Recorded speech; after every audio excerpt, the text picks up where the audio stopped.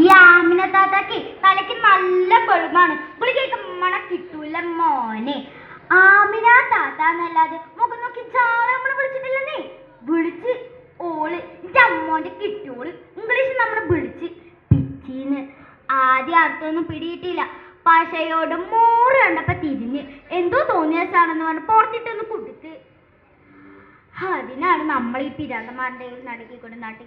എല്ലാ നാരായണിയമ്മേ ഈ പിച്ചി എന്നൊക്കെ പറഞ്ഞ എന്താ? ഇക്കറിയില്ല. ഇംഗ്ലീഷൊക്കെ ഇച്ചിരി കഷ്ടിയാണ്. മലയാളം തന്നെ എനിക്ക് പോരാ. മകൻ അമേരിക്കയിൽ നിന്ന് കത്തയക്കുമ്പോ കണ്ണാണല്ല കണ്ണാട് എടുത്തിട്ടില്ല എന്നൊക്കെ പറഞ്ഞ് ആ പള്ളിയിൽ അച്ഛൻ്റെ അടുത്ത് കൊടുത്ത ആ വായിപ്പിക്കാറ്.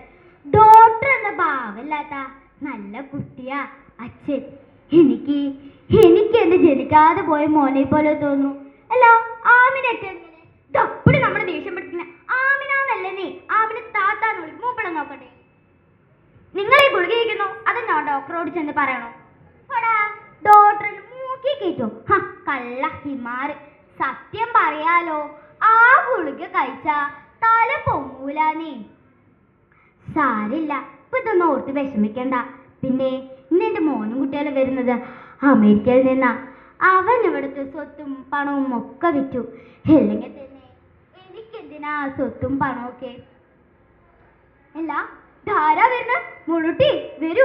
എത്ര നേരമായി മുത്തശ്ശി കാത്തിരിക്കാൻ തുടങ്ങിയിട്ട്. മുഴുട്ടി ഇങ്ങോട്ട് വരൂ. വേണ്ട, മമ്മി എന്നല്ല ഡാഡിയോട് പറയുന്നത് കേട്ടതാ. തലയ്ക്ക് സുഖമില്ലാത്ത മുത്തശ്ശിയെ എന്തിനാ അമേരിക്കയിൽ കൊണ്ടുപോകണം? വേണ്ട, എനിക്ക് പേടിയാ. വേണ്ട. എന്താടാ എന്താടാ ഈ പിഞ്ചുകുട്ടിന്റെ മനസ്സിൽ കൂടി ഇത്രയൊക്കെ വിഷം കുത്തി വെച്ചിരിക്കുന്നത്? അതിനു മാത്രം എന്ത് തെറ്റാടാ ഞാൻ നിന്നോട് ചെയ്ത്?